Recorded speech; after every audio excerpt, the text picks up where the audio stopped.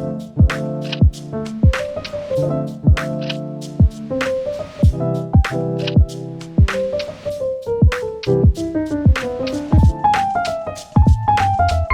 quem não me conhece, meu nome é Yuri, eu sou o curador dessa edição do evento. Vamos receber aqui hoje uma escritora que, poxa, acho que tem alguém aqui nessa edição da Flibi que dispensa a apresentação, é a nossa convidada de hoje, né, que é a Lucy Colim, que vai fazer uma mesa que, né, mais ou menos encontra a sinopse, né, o tema dessa edição da Flibi, né, ficções e construções. Queria dizer que a Flibi segue até sábado. A gente vai ter 2 mesas amanhã, né? Uma com o Bruno Maron, cartunista, e a outra com o João Silvério Trevisan, também um veterano aí das letras. Sexta-feira vamos ter uma mesa sobre teatro, né? Com o Márcio Abreu e a Lígia Souza, e ainda uma mesa com o Ivan Mizanzuki sobre podcasts. E no sábado, a mesa de encerramento com Cristóvão Teza, né? Que comemora os seus 70 anos esse ano, com um livro publicado, né? Acabou de lançar o Beatriz e o Poeta. E é isso, né? A gente tem ali, no fundo, uma lista que vocês podem assinar, que a gente emite certificado, né? Que vocês podem usar para uma hora extracurricular, de faculdade, enfim, o que mais que vocês precisem de certificados, a biblioteca emite para esses comparecimentos dessas mesas da Flibi, tá bom? E é isso, queria chamar aqui, então, ao palco agora a Lucy Colim e a mediadora Daniele Carazai, que vão tomar aqui as rédeas do evento. Obrigado, gente.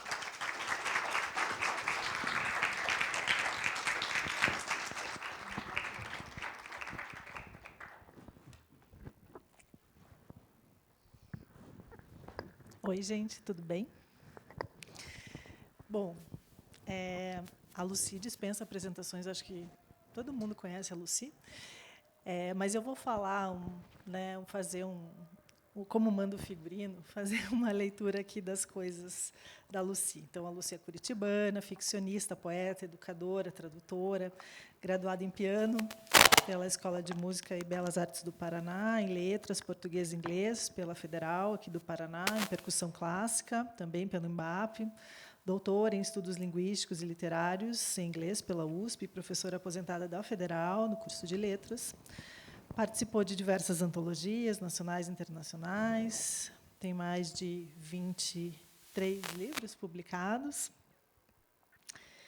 E, entre eles, Querer Falar, finalista do Prêmio Oceanos 2015, A Palavra Algo, Jabuti 2016, Rosa que está, final do Jabuti 2020, e Dedos Impermitidos, né, recém-premiado com o 3º lugar no Prêmio Literário Clarice Lispector, da Biblioteca Nacional.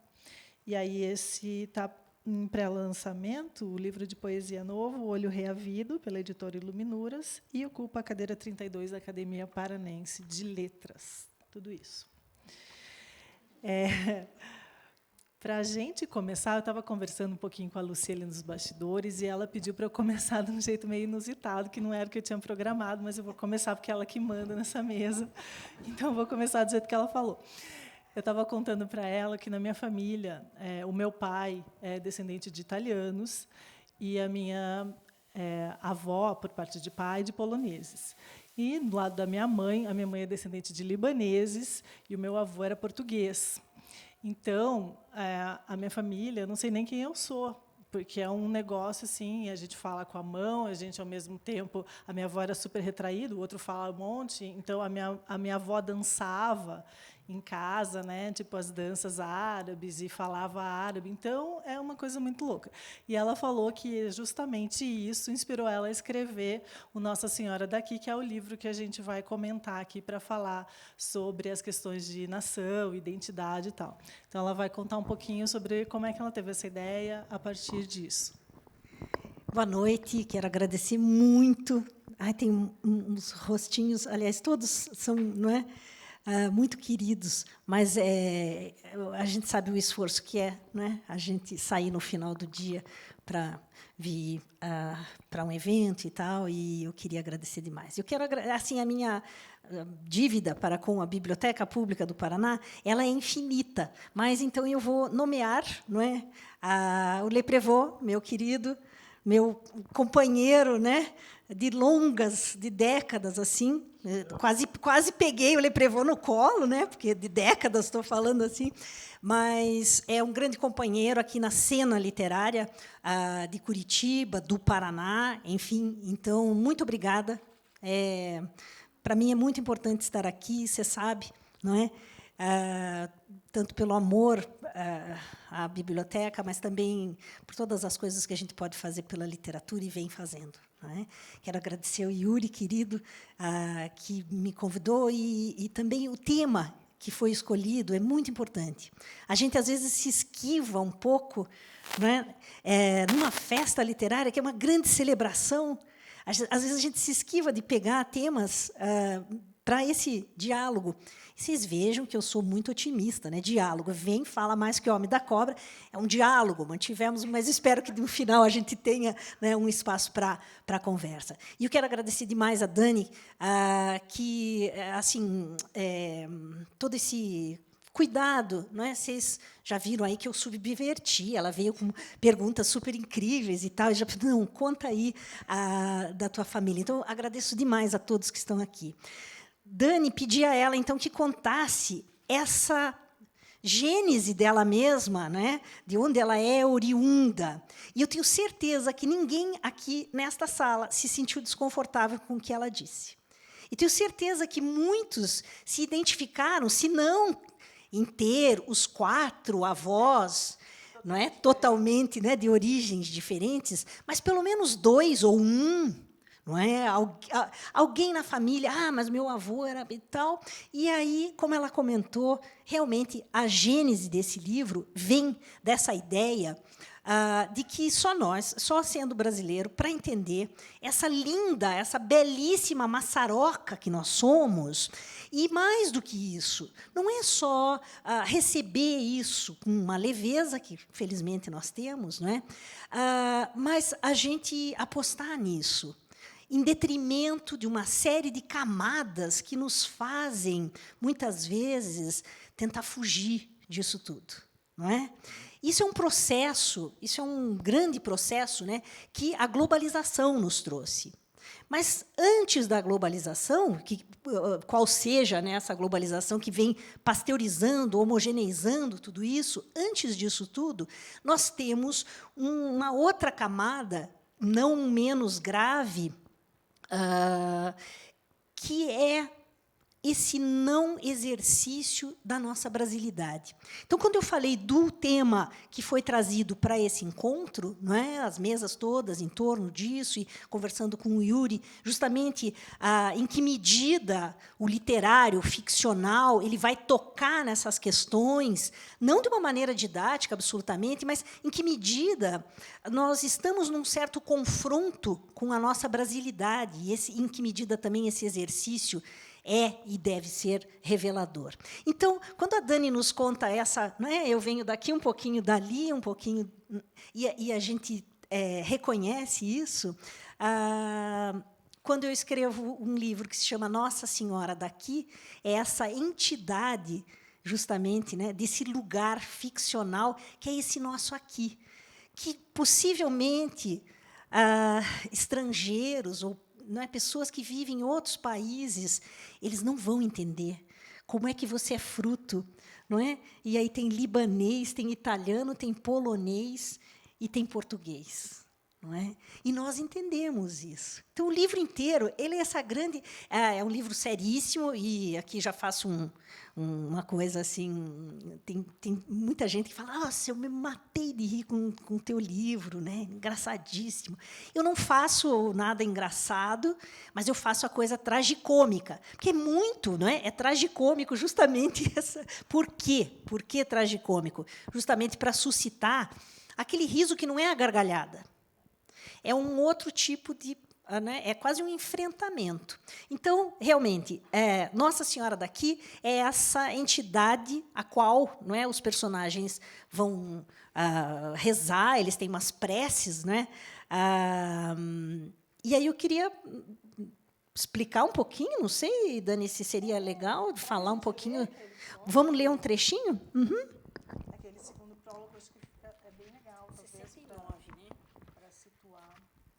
Então, para quem não conhece o livro, eu vou contar Depois eu falo um pouquinho da estrutura e tal, mas aqui... Acho que ele tem 2 páginas 70, né? Ali depois dos últimos cantos. Esse livro, ele vai até a página 70 e algo? É isso? Paixões e Fins? Ele vai até a página 70 e algo, e depois ele decresce, porque ele é espelhado, né? Então, no segundo prólogo, ou Isto Acontece, eu tenho uma genealogia. E eu vou ler o finzinho aqui.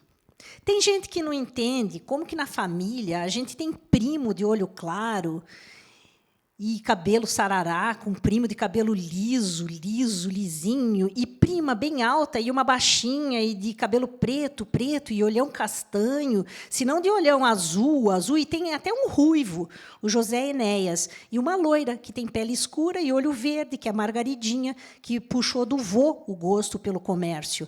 Ela trabalha numa verduraria e vai bem. Então, esse livro ele é exatamente o seguinte... Ele é uma epopeia de bolso, e ele é pequenininho mesmo. Tem até um amigo meu que falou, você me fez sair de casa para comprar um livrinho, você podia fazer uns livrinhos. Isso aqui é um romance? Isso aqui? Então, tá bom. E ele é deliberadamente pocket. Por quê? Ele tem uma estrutura de uma epopeia clássica, qual seja e por quê. Nós temos, do autor Virgílio, a Eneida.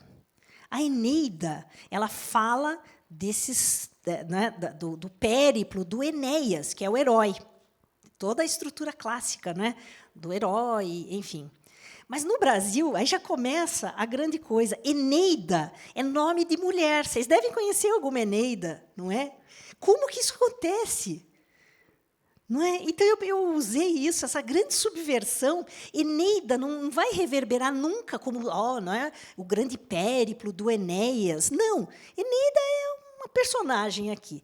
E eu tenho mais de 100 personagens que eles se cruzam, sendo que, na primeira parte do livro, as histórias são erguidas, não é? Eu armo essas histórias, e depois algumas são desfeitas, outras elas se concluem na segunda parte. E aí, como eu disse, é em espelho. Por quê? Para confundir, né?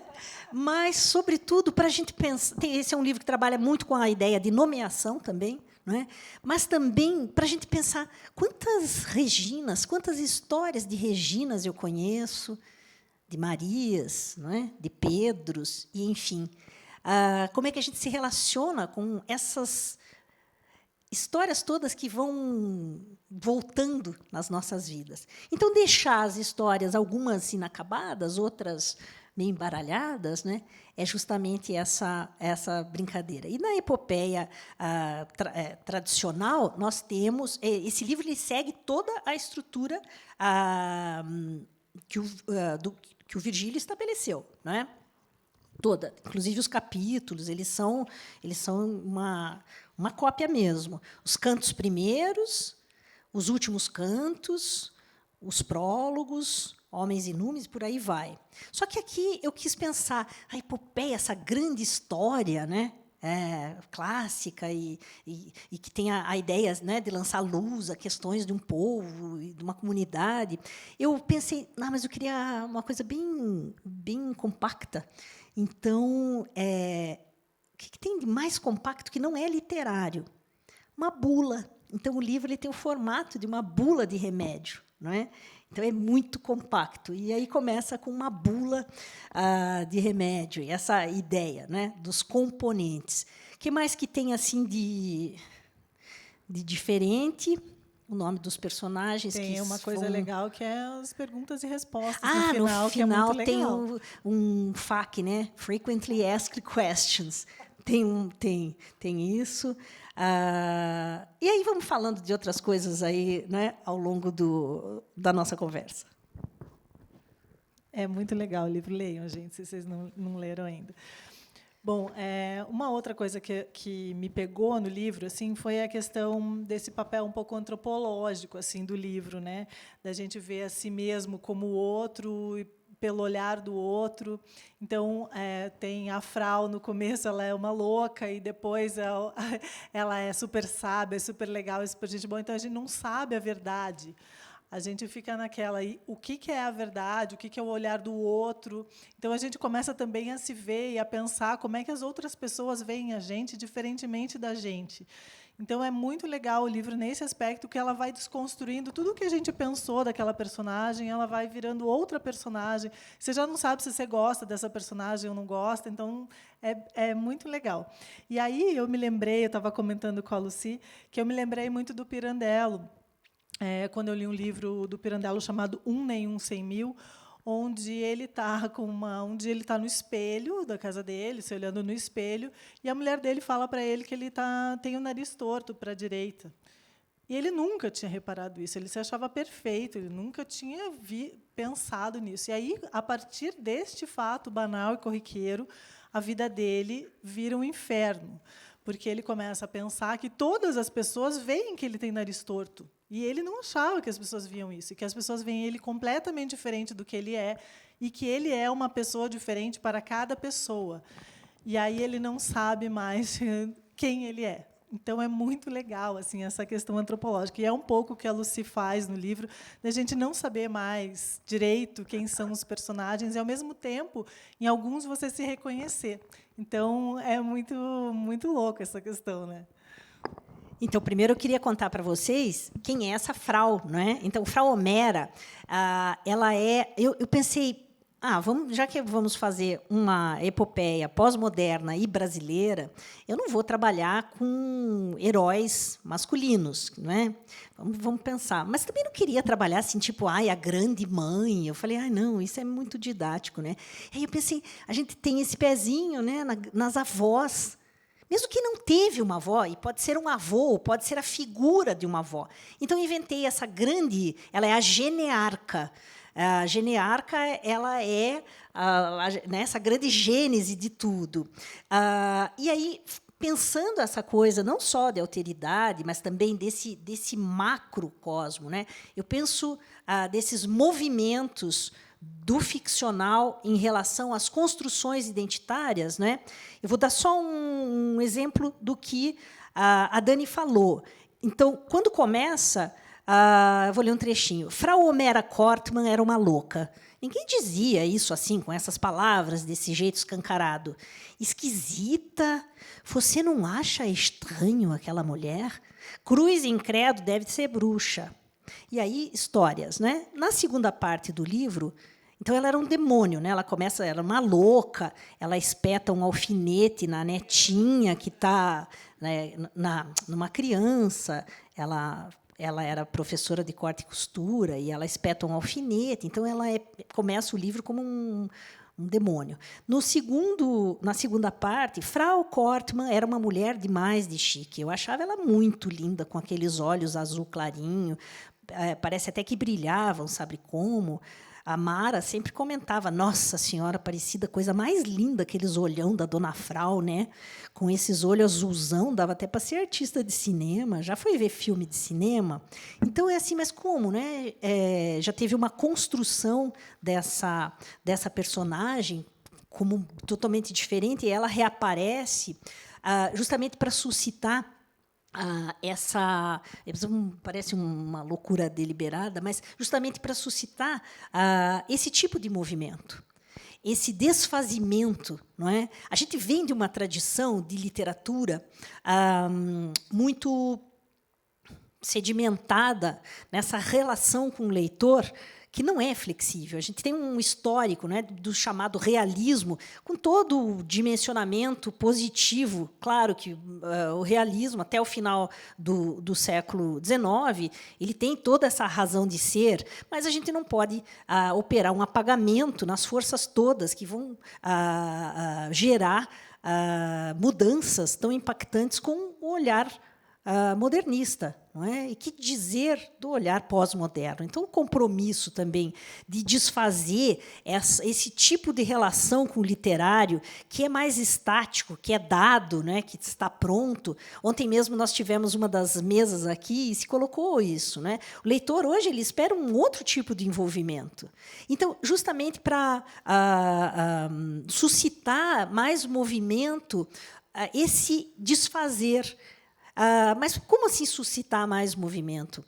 Porque não só no literário, mas para a gente pensar, eu gosto muito de pensar a nossa noção de brasilidade. Então, quando você fala numa condição antropológica, naturalmente nós vamos nos conceber, claro, enquanto movimentos, mas enquanto essa condição da nossa identidade. E aí é o dedo na ferida, né, gente? Nós temos muitos problemas, muitos. A gente começa, né? E o Brasil é um país de dimensões continentais. Por isso que a gente, não é? Então a gente tem várias regiões. As regiões são muito diferentes. Mas diferentes no quê? E o que é a nossa brasilidade? Quer dizer, então, a gente vai ter quantas brasilidades forem as regiões, ou mais ainda? Será que é assim? Será que não há elementos, né, que nos aproximem dessa condição? E aí a gente fica num limbo, pode ver. Ou é muito desconforto, ou é muito desconfortável a gente pensar o que é a nossa brasilidade, ou não nos foi dado esse espaço de reflexão, pelo desinteresse, o que é mais dramático ainda. Nós não pensarmos o que é, não é? Isso a gente vive diariamente. Eu vou citar, sem querer, né, me aprofundar nisso, mas esse não entendimento. Mas você é sulista. Mas o Sudeste é assim. Ou, o Nordeste. Não é? A gente tem esses moldes. Não é? Será que a nossa experiência não está nesse grande vácuo, na verdade, quando a gente rotula alguém de alguma dessas partes do Brasil? Que entendimento de Brasil a gente tem, afinal? E por que a gente não fala sobre isso? Isso, sim, não é uma condição histórica, uma condição... E é gravíssimo, porque nós somos assimilacionistas. Em várias ondas, né? A gente passa por várias ondas como assimilacionistas, sempre dizendo amém para outras culturas. Isso é muito positivo em alguns âmbitos, mas muito negativo em outros. E a gente não fala muito sobre isso. Não é? A gente tem esse tropismo por tudo que vem de fora. Tropismo. É muito importante a gente, não é, ter esse reconhecimento e esse entendimento, não é, de influências e, enfim, todos nós nesse movimento somos esses receptáculos. Mas essa adoração desmedida que vai operando um apagamento num país colonizado como o nosso, se nós não entendermos o que é esse cadinho, o que é esse grande amálgama, e não entendemos, basta ver. Outro dia estava lendo um artigo que as pessoas agora está na moda cancelar, né? Então, agora se cancela Macunaíma. Gente, como é que a gente vai cancelar um negócio que a gente nunca assumiu? A gente morre de medo de Macunaíma. Quem pensa isso, não é? Nós não queremos ser, nós sequer pensamos nisso. Em grandes porções, o modernismo passa por nós e se vai. Então, nós precisamos assumir isso. Por que nós temos regiões diferentes? Por que nós temos essas combinações? E por que a gente tem que desvalorizá-las? É muito complicado isso, né? A gente pode ver as gerações e gerações que têm os avós que falavam algum idioma estrangeiro e jamais pensaram em aprendê-lo, não é? Esse é um tipo de realização, de percepção. Por outro lado, nós estamos... Outro dia estava passando aqui na Rua das Flores e sempre conto essa história. Outro dia não, já embaralhei assim, mas uma vez estava passando e tinha uma senhora que estava com uma camiseta escrito um negócio em inglês, que era tão absurdo, gente. Era um troço tão pavoroso, assim, era um negócio chulo. mas ela estava com aquele negócio, e daí eu fiquei pensando, será que se a gente trocasse a camiseta, tipo, gosto de pinhão, será que a pessoa compra um negócio desse, sou paranaense, se nem põe, né? Se põe ali à venda, ninguém quer. Você quer um negócio que está escrito, um negócio nojento, assim, era horrível, tinha uma conotação, era um negócio tão absurdo, mas né, está escrito em inglês, e, enfim. E daí tem muitos exemplos disso, dessa reverência cega, não é, por dados que não pertencem à nossa cultura. E o alto preço disso tudo. Pensarmos, não é, essa nossa origem, nos entendermos, falta muito, falta muito. Então, para ligar um pouco disso a essa nossa reflexão, não é, todos esses encontros que estão sendo feitos aqui na biblioteca, sim, a ficção ela nos ajuda a esse dimensionamento, que é importantíssimo, e que não precisa ser essa coisa dolorosa, né, da gente. Então, pode ser, claro, a partir desse encontro mais sutil, divertido, um pouquinho doloroso às vezes, né? Mas esse grande chacoalhão. E, por favor, eu não estou dizendo, né, que o meu livro vai fazer isso e tal, mas movimentos de escavação, não é? Acabei de ler um livro acabado agora, aqui nesse lugar, da Maria José Silveira. Gente, vão atrás desse livro, é sensacional. Acabou de ser lançado.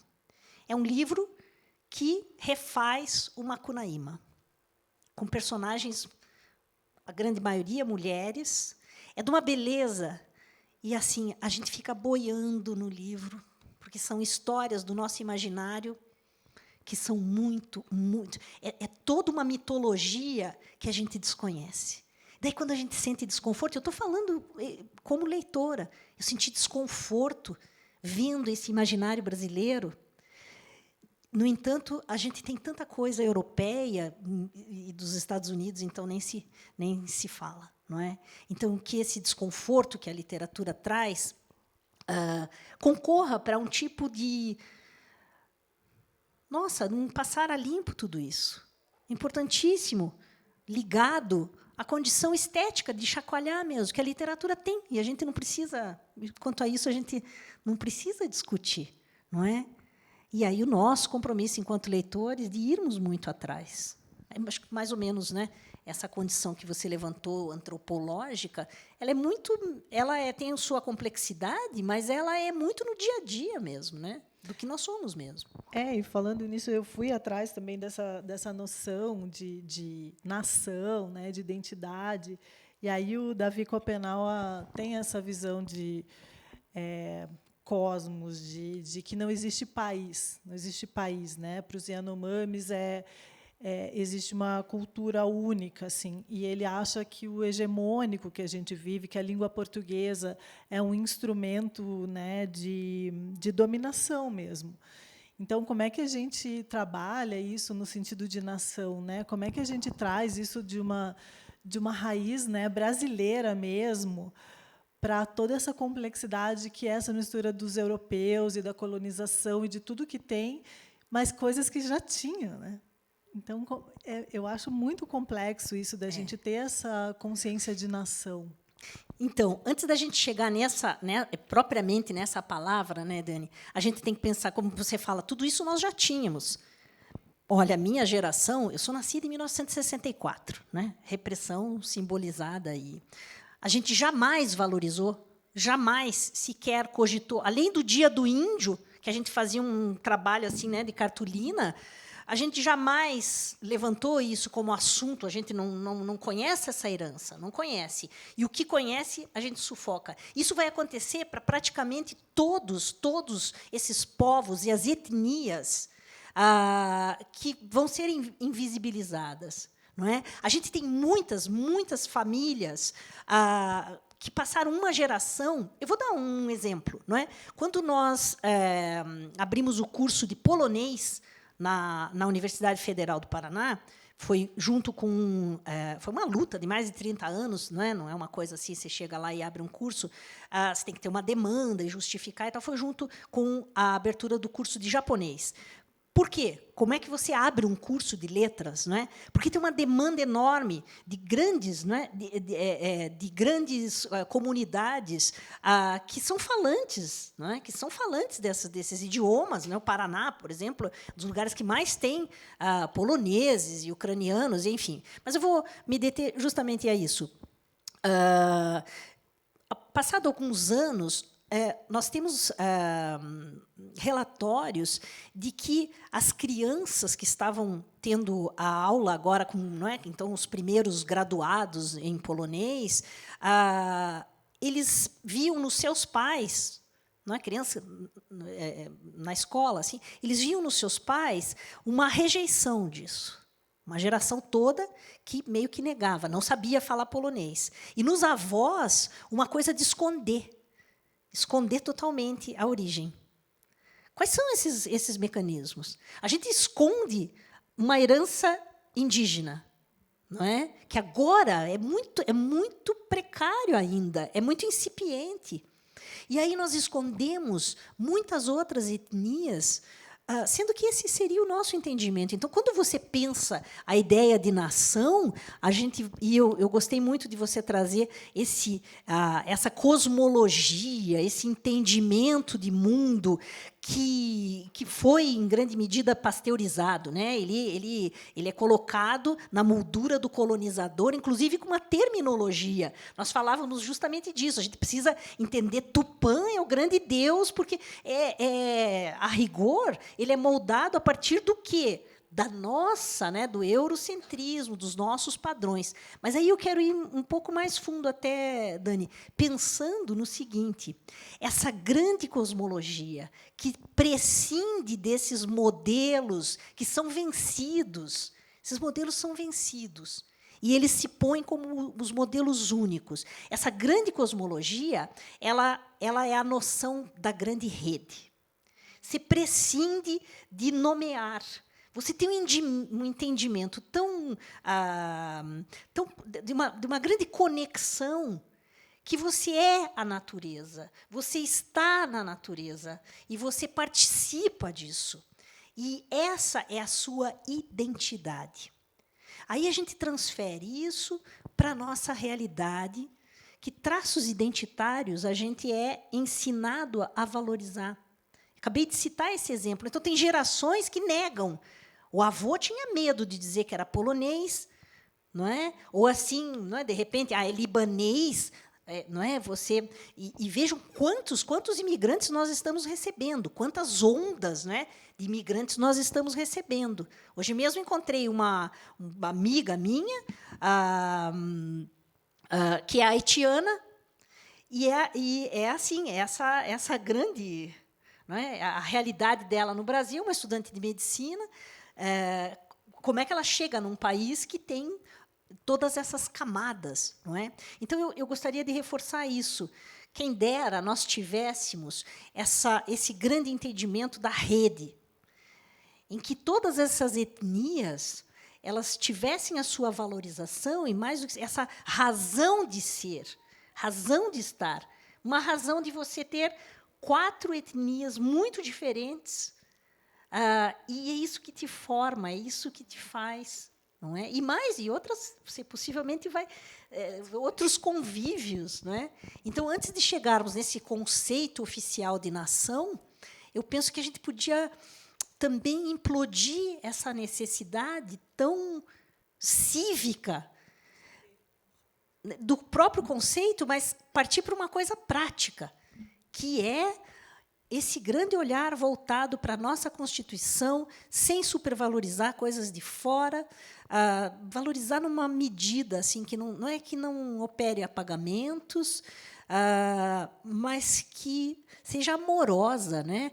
Eu aprendi na escola, quais são as piadas que a gente aprende, né? Piada de português. Eu aprendi na escola isso. O Brasil é um país de degredados. Qual colônia não tem? Né? Qual país que foi colonizado que não tem essa relação degradado, né? Então era assim uma grande cadeia que eles mandavam, né? É assim que a gente tem que se ver. Mas o brasileiro não ia dar certo nunca, porque é um país de degredados. Eu escutei isso tantas vezes. Que mecanismo é esse, né? O que é que gera esse tipo de postura, né? Contra as nossas, assim, os portugueses, eles são muito burros, né? Eles são as piadas, é assim que a gente se entende, não é? Se sentindo mal, se sentindo ridicularizado. A mesma coisa para todos, podem ver, né, para todos os outros povos. Eu lembro uma situação, não em família exatamente, mas uma situação X, assim, em que eu era pequena e alguém falou: você sabe que o filho da fulana, ele nasceu com uma marca de bugre? Daí outro, ele daquela mancha que os bugres têm. Como se fosse uma coisa assim tão grave, não é? Imagina que a lindeza que é você se reconhecer. O que é bugre? Por que a gente tem medo dessas palavras? O que é que substitui essas palavras? Por que causa desconforto? Por que elas falavam baixinho isso? A gente não pode se entender como condenação. Aí tem até no livro ali da Frau, chama de Frau ou não chama por causa da guerra. Então, sempre tem algumas referências ali, né, disso. E aí, falando nisso, dessa sua percepção, né, como é que vem a literatura e as artes para ajudar a gente a construir esse sentimento mesmo de que todos fazem parte desse mesmo cosmos, dessa mesma energia ou dessa mesma natureza, mas com as suas individualidades respeitadas, né? Como é que a literatura vem para salvar, de certa forma? Como que a arte vem salvar a gente? Então, eu vou falar de 2 momentos, né? Eu vou falar primeiro do livro, depois eu vou tentar maximizar isso. Então, essa ideia, meus personagens, eles são muito chulos, assim, as histórias, elas são deliberadamente histórias pós-modernas. Então, nós temos na história da literatura, né, e vou tomar aqui, por favor, né, dadas as devidas dimensões, né, uma obra máxima, que é Ulisses, do James Joyce, em que ele coloca o herói moderno. Então, o herói moderno, ele faz aquele périplo, mas a gente sabe que no Ulisses, que inclusive está comemorando 100 anos esse ano, né, o périplo se dá num único dia, na mesma cidade. Então, é muito diferente do Ulisses original, não é? Odisseu, que sai para a guerra de Troia e toda, mas são outras dimensões. E como é que é o herói pós-moderno? Ou seja, nós, né? Nós não somos menos heróicos. Nós temos outras dimensões. Ou dizer que nós não somos heróicos, né? Olha as demandas da nossa vida. Não é brincadeira, não é? Mas então eu vou jogar esse cotidiano, essa dimensão mais diminuta do corriqueiro. Então, os heróis, eles não saem para uma Troia, eles não saem para guerras, nem para monstros, nem para poções e nada disso. Eles vão na janela, dão uma olhada. Então, tem essa dimensão menor, mas que não destitui as nossas ações desse heroísmo. Então, existe uma grande porção subjetiva, muito individual dessas nossas histórias, mas, através dessa nomeação, se abre para essa porção maior das grandes misturas, né? Dessas grandes misturas. Então, tentando contemplar essas duas coisas. Essa é a parte que me cabe aqui, né? Nas estratégias que eu uso. Mas aí a gente precisa falar de uma coisa maior, que é como você colocou. Tem uma parte aqui no livro, eu vou ler só porque você falou do minúsculo, né? Na minha vida tem moscas, controle remoto com pilha fraca, unha fraca, vontade fraca, coisas ressecadas, moscas, de novo, pincel duro, moscas, algodão mofado, xícara com batom. Isso nunca saberemos, querido, pois tudo é minúsculo.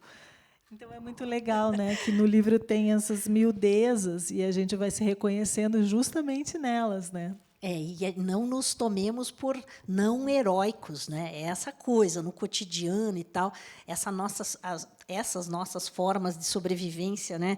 Elas são muito intensas, né? A demanda hoje ela é muito intensa. Talvez tenha sido sempre, mas seguramente hoje é muito intensa. E aí então, Dani, eu vou agora jogar para um outro plano, que é o início da tua pergunta, né? Para fora da realização desse livro, como é que a gente pensa o literário enquanto artístico, enquanto um equipamento de percepção? Bom, gente, isso é a própria condição do artístico, não é? Claro, a gente tem muita literatura, muita arte, que tem também essa relação com o entretenimento, e deve ser assim também uma porção disso, não é? Ler é delicioso, não é? E a gente lê por vários motivos, não precisa ser aquela coisa de você estar num mergulho existencial o tempo todo, não é? Às vezes é exatamente o contrário, que é onde você vai com mais liberdade, que vai te trazer mais revelação, às vezes numa história muito bem contada, uma história, né, que vai te tocar. Mas eu queria tocar nessa condição intrínseca de construção do que é o leitor, considerando que nós somos, eu estou, né, exatamente conclamando a grande leitura de nós mesmos, né? E o leitor, a leitora, é esse agente que quer se equipar com um novo olhar. Então, ele não vai ser indiferente ao impacto que um livro vai trazer. Não é? Esse impacto pode ser interpretado com vários meandros. Pode ser um impacto filosófico, e eu sempre gosto de reforçar, literatura não tem obrigação nenhuma de ser filosofia. Aliás, literatura não é e nem pode ser, e não quererá jamais ser filosofia, mas ela é filosófica. Ela suscita a reflexão. Então, esse pacto que você faz, não é? Esse exercício de querer se deixar contaminar por novas impressões, é o que há de revelador, e é exatamente aí que há essa manutenção da potência do literário, não só para quem escreve, obviamente. Não é? A literatura ela tem uma complexidade que deve contemplar o leitor o tempo todo. Esse grande jogo, não é? Vou colocar aqui, entre aspas, jogo de interesses. Sim, há esse interesse, que tem que ser muito, muito amoroso, né, de ambas as partes, mas que é muito sério, né, gente? Um momento de reflexão, ele é muito sério, porque há uma intervenção. Então, um escritor ele estará como esse primeiro agente de intervenção, mas que é que nem um bastão.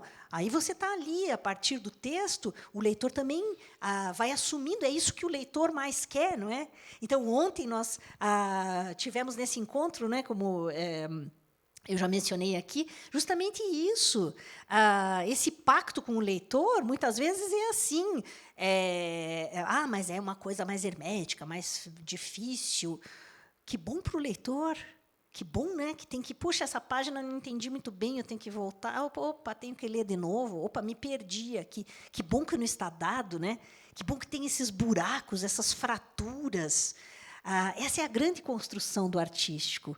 Então, quando você coloca em que medida, né, há um movimento em relação, a partir do literário, em relação a essas grandes percepções, esse grande pacto. Um livro não se faz, né? Eu sempre, assim, a coisa que deve interessar menos, talvez. Eu acho que aí a gente tem aqui em Curitiba, pelo menos, né? A gente tem um Dalton Trevisan que fez disso uma grande prática, né? Que ele se invisibiliza enquanto essa grande figura. A coisa menos importante num livro que seja o nome do autor. O nome do autor, desde que haja uma responsabilidade sobre aquele texto. Mas o que interessa no livro é que se suscite esse pacto. Não é? Escrever um livro e ler um livro estão na mesma medida. É igualmente importante. Senão a literatura não existe. Não é? Aquela boa e velha história. Se as portas do museu estão fechadas, as obras que estão lá dentro elas são obras de arte. O livro é a mesma coisa. Né? Esse livro sem não é? esse fluxo todo. Então, se você quiser conversar ainda mais um pouquinho sobre isso, mas eu acho que é isso, estar cristalino, né? A gente tem muitas demandas hoje, né? Muitas demandas, e a literatura vamos ser assim bem positivos, mas não é esquecendo. A gente compete com muitas outras formas de percepção. A gente tem o nosso olhar hoje, ele tem uma agilidade que nós não encontrávamos, por exemplo, no início do século XX. Era uma outra, não é? Quando nós temos, historicamente, as chamadas vanguardas históricas, né? Todos os ismos, que pedem um movimento do olhar que era inusitado. Hoje você liga a televisão, ou enfim, né, você tá, a gente está, sei lá, no YouTube, quantos canais a gente vai mudando que tipo, né, a própria propaganda, né, com todas essas técnicas de fragmentação, de corte, tudo isso. Então, o nosso olhar ele tem uma dinâmica, ou assim, quando você está no computador, quantas janelas você vai abrindo, quantas coisas, né? Hoje, sei lá, uma criança de 5 anos, ela tem um entendimento janelar, né? Acabei de inventar isso, gente. Ela tem esse entendimento de muitas janelas ao mesmo tempo, inclusive fazem muitas coisas ao mesmo tempo. Não só uma criança agora, mas essa geração que hoje tem perto de 30 anos, né, já nasce com um outro tipo de percepção. Como é que a literatura se encaixa nisso tudo? Será que, né? Para quem que a gente está fazendo literatura? Caramba, tem muito leitor, né? Tem uma frase no livro, você falando isso, que é: o ritmo nunca é inocente, né? E eu acho que você não foi nada inocente escrevendo esse livro para a gente, porque a gente termina querendo recomeçar ou querendo voltar. Então, ele é um livro meio... Eu chamei um livro de manuseio, porque você está sempre manuseando o livro, indo, voltando, e tentando descobrir quem são realmente as pessoas, né? E você fala com muita brevidade também. As histórias são cotidianas e curtas, então a gente fica muito interessado em saber o que vai acontecer com os personagens, mas também a gente vai formulando na nossa própria cabeça. Eu, pelo menos, quando li, fui formulando na minha própria cabeça a minha própria história, a minha própria história da minha avó, do meu pai, né? E como é que eu percebi isso? Porque eu vi muito o livro como uma fotografia, um álbum de fotografias, que você vai pegando as fotografias e aquelas histórias que estão nas fotografias, ou, às vezes, você não lembra, mas foram contadas para você. Então, já passou por um outro filtro. Então, talvez não seja aquela história mesmo, mas é como você se lembra, ou como você se lembra que te contaram. E eu vejo muito que esse livro é tipo uma caixinha de fotografias, que eu posso sempre voltar lá para ver de novo aquilo, e talvez eu veja com outro ângulo se eu ler numa outra época, né? Como acontece com a literatura em geral, assim, né? E eu fiquei curiosa como que você criou as FAQ. E aí queria que você contasse um pouquinho, porque é muito legal, porque depois que você termina o livro, você querendo voltar e descobrir outras coisas, porque você deixa muita coisa em aberto, aí você chega nas FAQ. E daí, quando você chega nas FAQ, você ri, né? Porque não tem como não rir nas FAQ, né? Então, ela colocou de um jeito bem fofinho, parece que todos os leitores gostaram, né? Mas tem gente que fica muito pé da vida com essas coisas. E aí ficam bravos comigo e tal. Eu vou ler um trechinho para falar dessa coisa da rítmica, da construção e desfazimento. Evandro recusou a sopa porque estava fria. Inácio recusou a faca porque estava suja. Emílio recusou a carne porque estava insossa. Emílio recusou a febre porque estava fria. Inácio recusou a lança porque estava suja. Evandro recusou a vida porque estava insossa. E aí vou chegar nas perguntas. Eu vou ler só 2, assim. Não, então, isso aqui acho que é meio para... isso aqui é aquele trucão, né, gente? Trucão. Li esse livro obrigado para um trabalho da escola. É normal não conseguir estabelecer as relações entre os personagens, mas eles ficarem voltando na cabeça da gente? 2. Ganhei esse livro, mas detestei. Dá para trocar, embora tenha uma dedicatória feita pela minha avó? 3. Me identifiquei muito com um dos personagens, pois sua história se parece demais com a de uma pessoa que eu conheço na vida real. É possível conseguir o e-mail dele? Se eu fizer uma lista dos personagens, marcar com flechinhas quem vai para onde e faz o quê, consigo esboçar uma estrutura decente entre as partes do livro? 5. Não havendo relação entre o avô português e Frau Homera, a dona Margarida, neta dele, dona da verduraria da rua onde a Frau Homera morava, é um personagem estático? 6. Os narradores em primeira pessoa oscilam pra caramba, geram desconforto e até estados de confusão mental no pobre leitor. Estando em desacordo com as leis literárias, o Código CDC, Lei número 182/720, do artigo 189, 20 e 28, parágrafo 941 e caput, isso não é passível de reparação no Fórum Civil? Tive a impressão de que um dos personagens é apenas uma reprodução autobiográfica da autora. Isso me irritou. Posso pular as partes em que ele aparece? 8. Acabei lendo tudo, né? Vocês viram? Trucão, né? Preciso preencher a ficha do livro para a escola, onde tem qual a mensagem do texto. Posso marcar? Fala sobre a vida em geral. E 9. Achei legal que alguns personagens têm nomes de heróis épicos. Posso dar o nome de um deles para o meu gato? A gente se depara com esse final, né, e acaba o livro rindo, né, porque é assim mesmo. Mas olha, eu falei em trucão, mas o livro não acaba assim. Daí não, tem ainda aí tem a coisa, né? Tem um tapa tem ainda. O périplo e tal. Tem uma Não vamos estragar. Tem para vender, né? Tentando limpar minha moral aqui.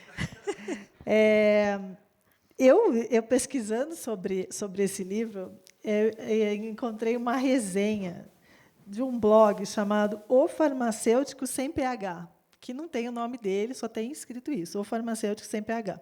E aí ele fez uma brincadeira, ele fez uma resenha bem bacana do livro, e aí lá no final ele fez uma brincadeira, porque a Lucy colocou bula, contraindicação e tal, fez que nem bula de remédio, e ele lá no final da resenha também colocou classificação, tarja azul mariano, contraindicado para pretensiosos, efeitos colaterais, alacridade. Então, ele gostou. Olha, eu não li isso ainda. Claro que estou seca para chegar em casa e ler esse negócio, por favor. Mas eu achei muito divertido, né? Esse trânsito todo com os leitores, né? E aí nesse formato de crítica, às vezes, né? Isso é a parte mais legal, acho que de qualquer produção artística, né? Tem esses grandes embates mas é a coisa de provocar. Não é? Nossa, acho que é esse grande lado revelador, né? Eu fico muito feliz porque contemplar o leitor, mas na verdade é o leitor que contempla o escritor. Né? A gente sempre pensa, o escritor, né, ele está fazendo um grande favor em criar uma literatura, e daí os leitores, né, eles, não existe essa divisão, não existe. Nem um objeto de arte ele se relaciona assim. E claro que para a literatura é mais complexo, porque a gente está numa tradição, e daí assim, né, gente, não sou uma imperialista lá tentando dar exemplos, pelo contrário, né, não vim aqui só falar mal do Brasil, pelo amor de Deus, né, mas vim falar um pouquinho também, né, não do Brasil, mas de nós. Mas nós não vemos um livro como um objeto de arte. Porque, claro, tem uma materialidade que é diferente. Não é? Ele é mais acessível, é diferente de uma escultura, obviamente. Mas essa funcionalidade, e também a gente pensa, não, é arte pela arte. Será que existe? Né? Isso é uma tradição lá vetusta, né? Assim, muito antiga. Arte pela arte só. Não é? Então, se não há essa ideia de trânsito e de provocação, não se configura como um objeto estético. Né? Eu já me perdi aqui também, mas, enfim. Acho que a gente falou bastante já sobre identidade, nação. Né? Você, como uma escritora provocativa, como é que você tem sentido, assim, você que é uma otimista, tem sentido a literatura contemporânea, assim, a gente está tendo as mulheres, né, um pouco mais espaço, mais divulgadas, mais lidas. Agora saiu o Jabuti para 5 romancistas mulheres. Então queria que você falasse um pouquinho disso também.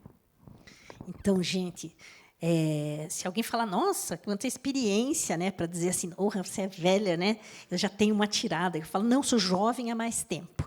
Então, em sendo jovem há mais tempo, eu vou fazer 40 anos da publicação do meu primeiro livro.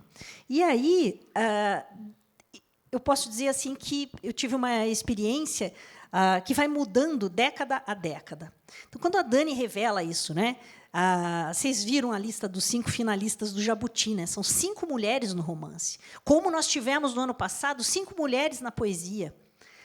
Mas isso o que isso tem a ver? Tem tudo a ver. Tem absolutamente tudo a ver, porque é não é assim, é um símbolo de que houve uma mudança substancial em relação a essa presença das mulheres. Eu, quando comecei a escrever, não se cogitava pensar o lugar da mulher. Isso era nos anos 80. Então, ainda era aquela coisa, né? Poeta e poetisa. Essas coisas mais irrelevantes, gente. Isso, né? E aí era aquela coisa de... mas nós temos na Academia Brasileira de Letras a Raquel de Queiroz, né? E aquela concessão que não é, nossa, vamos fazer um favor para as mulheres, né? E era assim, era um espaço totalmente, isso é cultural, né? Isso aqui não estou fazendo ataque nenhum, mas essa é a estrutura com a qual a gente convivia. Nos anos 90, há um grande marco, não é, para uma série de inovações na estrutura dessa relação com o literário, com o artístico de maneira geral, mas em relação ao literário. Aí começa a se pensar o que é literatura feminina. Gente, isso hoje é um negócio pavorento, né? Que literatura feminina, né? O que é feminina? Ela é escrita por mulheres, sobre mulheres, para mulheres. Homem não pode escrever nem ler literatura feminina. Foi uma confusão. Mas daí assim, para o país todo. Aí a gente fica 10 anos falando o que é literatura feminina. Até que aquilo chega numa exaustão, e é maravilhoso que as coisas sejam assim, né? E hoje a gente fala de autoria feminina, ou a gente está ocupando esses espaços. E eu queria só sinalizar para vocês isso, não é? Hoje você não vai questionar se é um espaço, né, que se abriu para as mulheres, e não só para as mulheres, mas para todas as outras minorias. Ainda é lento, vamos ser muito, não é, realistas nesse sentido. Ainda é um processo muito lento, essas transformações. Mas eu seria hipócrita se eu dissesse que não valeu a pena. Todos, não é? Todos, homens e mulheres. Não gosto de pensar cortes e polarizações, porque não se faz uma revolução com separações, né? A gente não cria uma comunidade separando, polarizando, julgando o tempo todo, né? Isso vai para um lado, isso vai para o outro. Aliás, a gente não cria nada a partir disso, pelo menos é como eu entendo isso. E eu seria hipócrita se eu dissesse, não, nada mudou, ou assim... eu acho que a gente precisa dimensionar isso. Claro que mudou. Mudou, eu acho que não a ponto do inquestionável, mas isso a gente está falando de aspectos de revolução. Revolução é a ideia de revolver, de você mexer numa condição. E isso está acontecendo. Isso é franco. Essa coisa, né, de nossa, a mulher ela deseja muito escrever como um homem, chegar num patamar assim. E todos os artifícios que já foram usados pelas mulheres, de, por exemplo, ter que usar pseudônimos masculinos, isso é muito recente, né? A Rowling, por exemplo, ela usa uma coisa que né, sabota ali a questão maior, mas é assim. Mesmo depois de muito conhecida, né? Mas, enfim, aí você me pergunta justamente se eu identifico essas mudanças, e sim, é muito importante, e não só em relação às mulheres, a esse espaço, né, que se abre. Assim, e dá muita alegria. Eu já tenho essa coisa, né? Sou muito positiva. Às vezes até falo, puta, dá para ser um pouco menos, né? Aquela coisa tão otimista, isso aí, né? Meio Mary Poppins, sei lá. Mas aí, deixa eu contar um negócio engraçado que eu lembrei. Uma vez onde eu trabalhava, tinha o cafezinho. Sempre tem, né? Fui funcionária pública há muito tempo, tem um negócio de cafezinho. E ali e eu sempre fui muito otimista, assim quase beirando a ingênua, assim, não sei, quem não me conhece, pensa, nossa, ela é meio, né? Mas, enfim, e aí um dia eu fui, não sei por que eu estou contando isso, mas estou contando. E aí, ingênua, né? Coisa de gente ingênua. E aí eu cheguei no cafezinho e tinha uma lata de molico Sabe aquelas coisas de propaganda? Isso no começo dos anos 90. Então, tem aquela coisa meio de margarina doriana, né? Então, tem uma pessoa exuberante ali na leve e tal. E alguém escreveu assim, então tinha uma mulher, acho que com uma bicicleta, assim, e aí alguém fez uma flechinha, não maldosa, gente, foi um lance muito bom, eu ri muito, escrito Lucy. Então, eu assumo isso, já que a sociedade assumiu por mim, né? Eu assumo essa. Eu acho que é um tipo de felicidade, de alegria de ver as mudanças. Muitas coisas erradas, gente, para muitos âmbitos da nossa comunidade, muitas coisas, mas muitas coisas bonitas, muita, né? A gente precisa pensar nisso.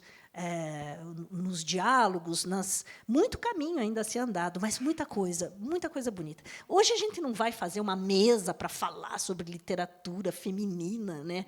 O que é isso?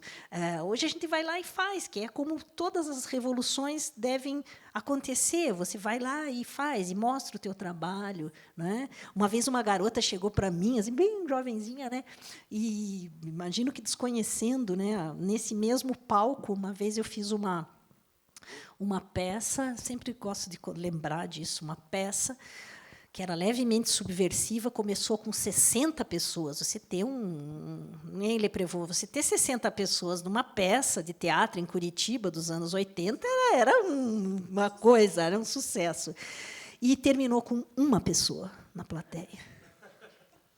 Então, e aí essa menininha, talvez ela não conhecesse isso, menininha, jovenzinha, assim, né? E ela falou: você nunca foi uma feminista. Você, nos teus livros, você nega essa. Eu falei: o que você entende por feminista? Como é que um escritor, uma escritora, é uma voz atuante? Como é que é para ser isso na arte? Como é que é para ser isso na literatura? É panfleto? Onde é que você queria me ver? Você queria me ver numa passeata? O que você espera de mim? O que você espera de um artista? Percebe? Eu falei, talvez eu não estivesse nesse lugar, mas você já leu os meus contos? Você já leu alguma coisa para falar isso? Não é? Então, um pouco dessa cobrança, assim, um pouco injusta, porque os movimentos eles são lentos. Você não pode querer chegar, né, de cima para baixo mesmo, porque como é que eu vou me colocar em cima do quê, né, gente? E para baixo do quê? Isso é muito, né? Isso seria doentio. Então, sim, mulheres e muitas outras minorias, e sem cisões, chega de segregar, chega da gente estabelecer lugares, né, de divisão, de diferença. Não, vamos lá escrever. É escritora? Vamos escrever. É isso. É leitor? Vamos ler. Até se der para fazer as duas coisas ao mesmo tempo, é melhor ainda. Né? Melhor, né? Otimista. Vamos ser otimista.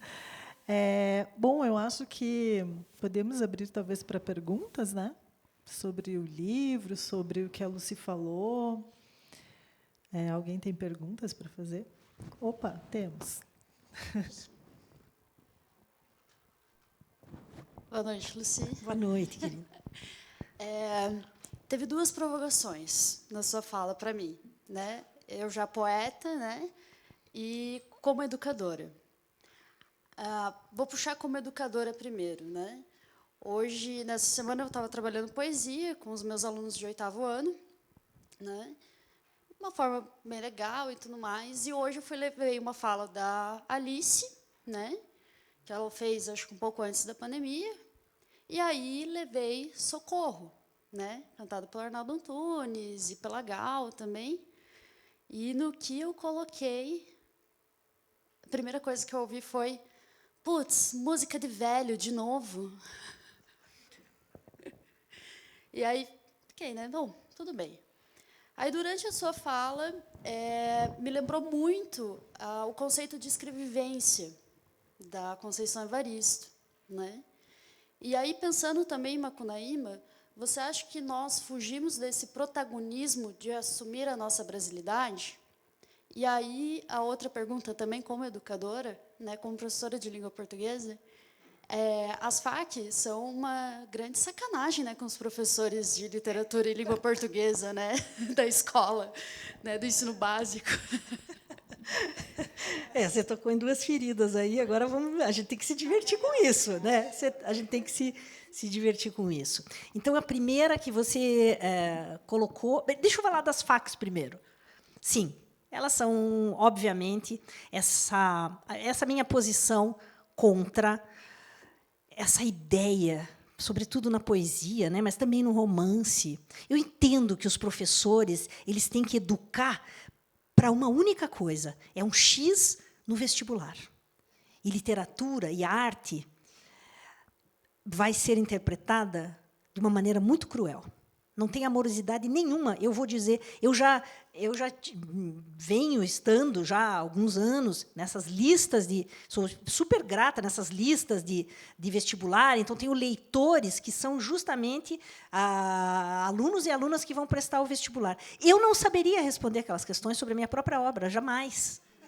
Eu acho sensacional, eu assisto aquelas lives, aqueles negócios, é sensacional. Nossa, minha poesia é um troço extraordinário, assim, meu Deus, é difícil pra caramba, né? Mas assim, eu estou brincando um pouco, mas essa grande sacanagem, assim, gente, é tão remoto, e aí, por ser remoto, é tão triste você exigir, por exemplo, que um poema tenha uma mensagem. Isso é tão triste, uma das coisas mais tristes né? Assim, tem muita coisa triste na vida, mas isso é uma das muito tristes.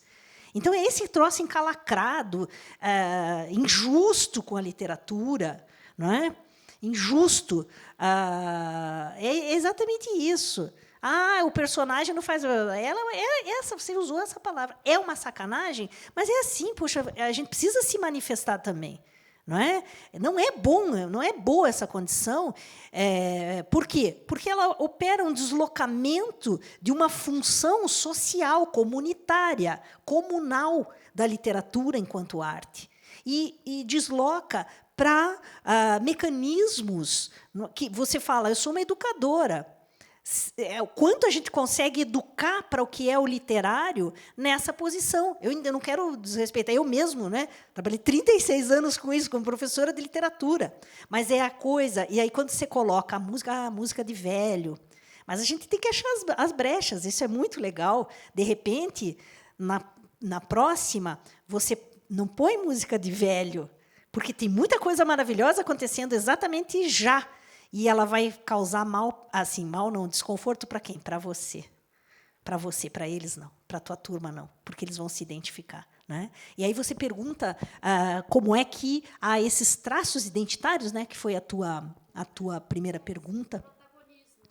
Sim, nós negamos isso o tempo todo. O tempo todo. Eu tenho um amigo, ele é um grande poeta norte-americano, Jerome Rothenberg. Ele é o criador da etnopoesia, uma referência assim internacional. Ele esteve em Curitiba 2 vezes. Ele fez performances aqui em Curitiba. Ele trabalha etnopoesia, né, com muitas comunidades e comunidades indígenas do mundo todo, manifestações tribais do mundo todo, enfim. E quando ele estava indo embora, ele mora em Nova York. A gente estava no aeroporto e ainda tinha um tempão assim para o voo dele. Ele falou: eu queria conversar sobre uma coisa. Ele ficou alguns dias aqui em Curitiba. Então, tá, o que é, Jerry? Aí ele perguntou: o que é Maicon? Daí, me perdoe se tiver algum Maicon aqui, que é só uma história, tá, gente? Não tem nenhum poder crítico. Como assim, o que é Maicon? Eu vi vários Maicon. Eu falei, não, é um nome próprio, não é? Mas de onde que esse é um nome brasileiro? Eu falei, é um nome brasileiro. Quem aqui conhece o Maicon? Muita gente. De onde que surge isso? E, por favor, não é uma crítica, é aí que está. A gente nega isso o tempo todo. Eu disse, nós somos assimilacionistas.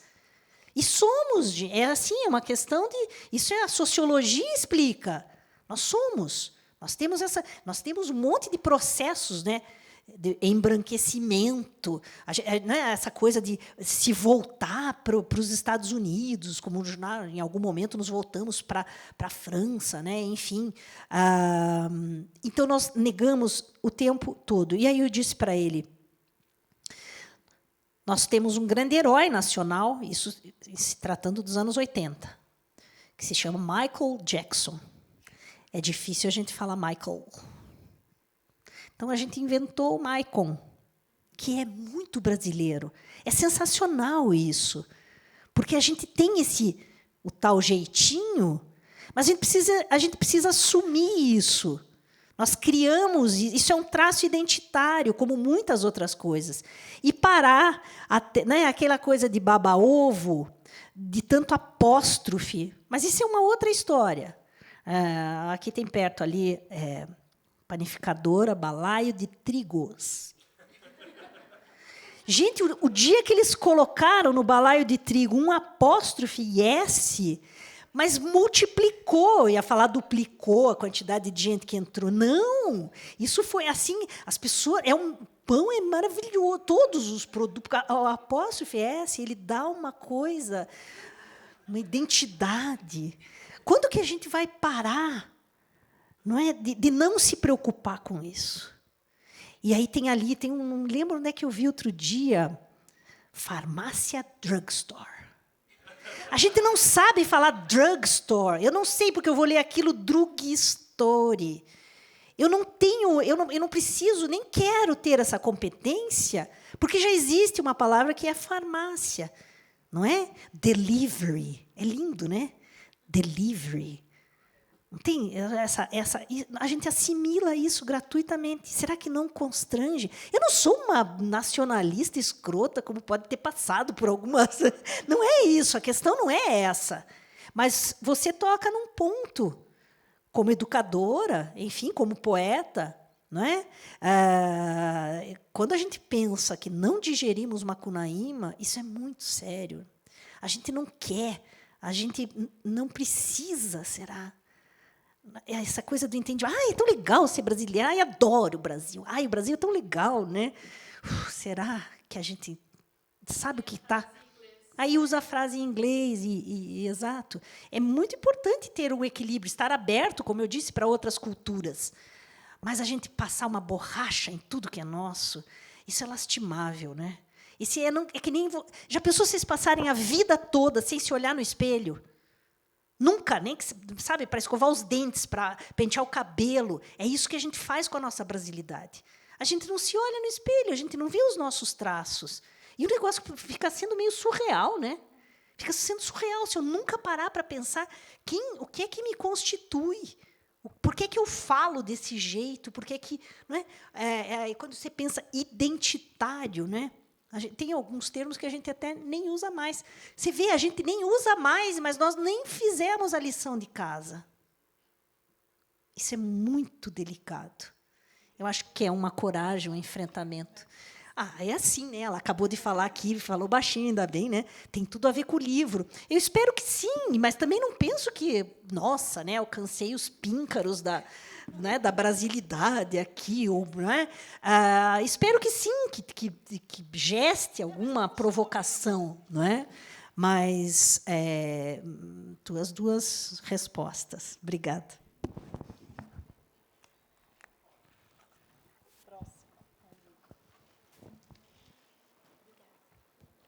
Boa noite, Lucy. Tudo bem? Aqui. É que eu sou pequena mesmo. É uma provocação, assim, para a gente pensar junto, né? Quando a gente fala dessa brasilidade, me parece um pouco, não sei, talvez eu não seja tão positiva, assim como eu deveria ser no Molico, por exemplo, mas para mim é impossível enxergar essa brasilidade assim, porque a própria noção de nação Brasil é uma noção, a nossa organização política enquanto Estado Nacional é uma nação, é um conceito europeu, né? Não existe isso assim, né?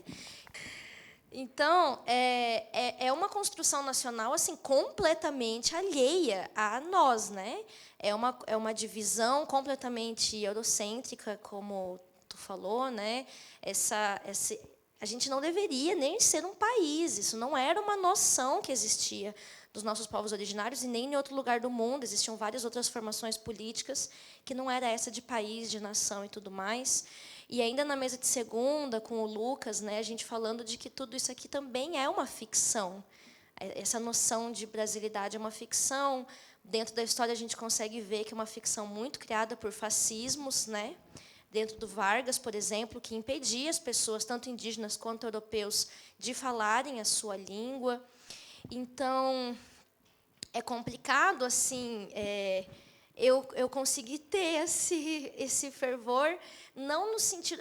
Eu sou gaúcha é muito apegada à terra, tem esse rolê todo de bairrismo, e eu amo muito a minha terra, mas hoje me sinto mais parte de uma América Latina do que de um Brasil, do qual eu sou muito mais crítica do que essa cultura mais latinizada, que eu me sinto mais parte. Então, uma provocação, assim, do que você pensa em relação a isso, Lucy?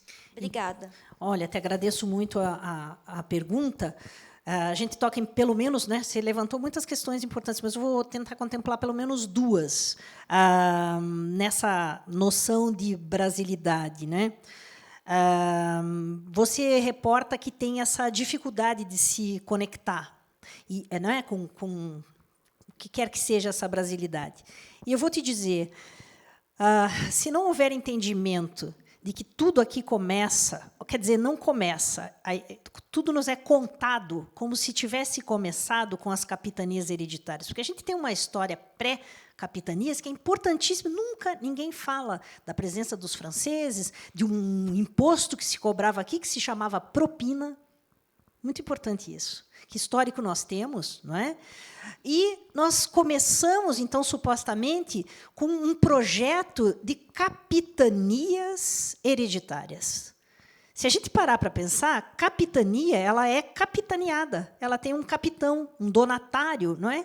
Que, inclusive, na história do Brasil, não tem muita proximidade com a história dos Estados Unidos, que também foram colonizados praticamente na mesma época, com um sistema quase parecido em algumas regiões, mas, enfim, se isso não nos constrange e se isso não nos parece ser um grande problema, não é? Antes de nós chegarmos nessa estrutura que você aponta, digamos, não é? Uma estrutura imposta, enfim, e tal, e se a gente não pensar em flexibilizá-la, se isso não gera constrangimento, o que vai gerar? Como é que eu me entendo dentro de uma herança que é exatamente assim? Nós chegamos num lugar, nós tentamos destituir esse lugar, e, caramba, isso é uma outra coisa que nos ensinam na escola, né? Os portugueses chegavam aqui e trocavam espelhinhos com os indígenas. Nunca! Você vai ler os escritos do padre José de Anchieta e eles são em tupi. A começo de conversa. Então, esse homem branco que chega, ele vai aprender o idioma nativo. Por que a gente apaga isso? Não é? Então, se a gente dá conta de, nossa, a formação do meu país se deu por capitanias hereditárias, que legal.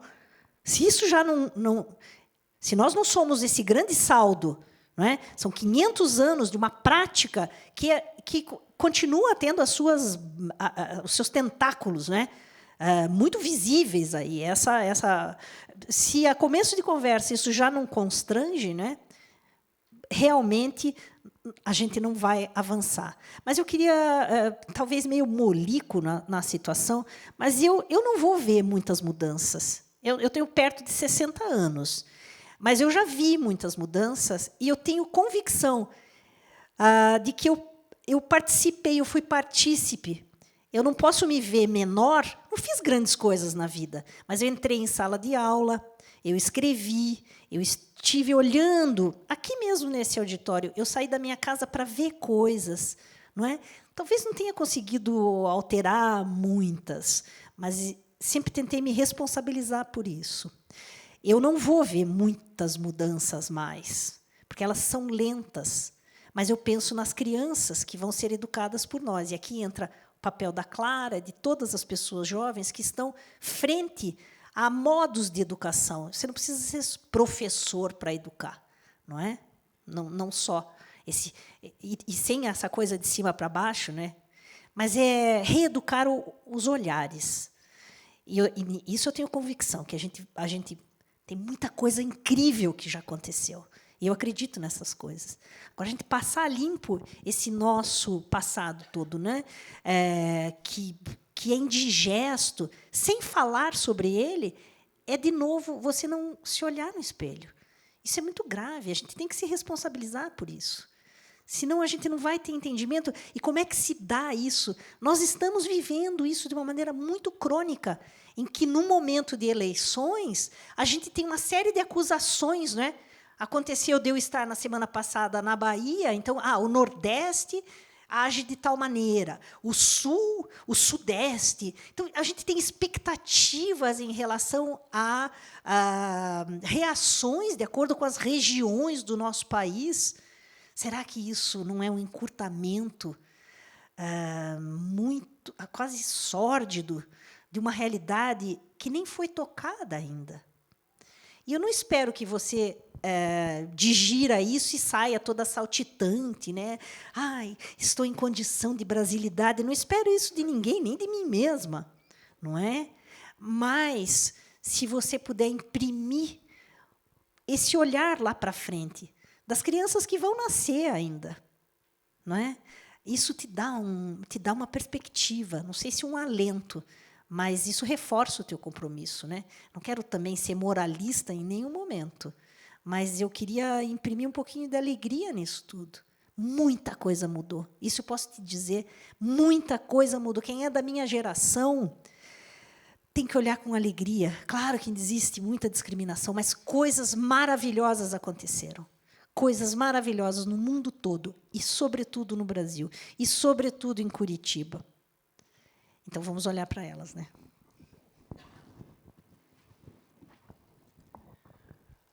Mais alguma pergunta, gente? Ou terminamos com essa felicidade da Lucy? Para a gente ir sorridente, molico para casa. Acho que é isso. Então, eu queria agradecer muito a biblioteca, o Yuri, a Juliet, que está aqui, e a Lucy, obviamente, né, por essa aula incrível que a gente teve hoje. A FLIB continua, né, como o Yuri falou, tem várias coisas legais acontecendo aí, vai no fim de semana também. Então, venham, que está muito legal. Obrigada, gente. Eu queria me despedir. Eu queria me despedir agradecendo. Perdão aí pelo excesso, às vezes, né, meio açucarado, mas são maneiras de ver a vida, né, e maneiras de se entender como artista. E eu vejo muitos rostinhos aí muito fortes. Isso dá muita alegria. Então, muito obrigada. Parabéns, mais uma vez, à biblioteca. Parabéns a todos esses movimentos, aliás, né? E meu agradecimento enorme à biblioteca, ao Yuri, ao Leprevô, toda essa equipe. Eu conheço um monte de gente bacana aqui. Ontem recebi um elogio que eu já passei para alguns de vocês, viu, equipe? Que as pessoas estão impressionadas com a competência de vocês e a maneira doce como vocês têm levado esse evento. Parabéns. Muito bom ser daqui e ouvir isso sobre aqui. Obrigada.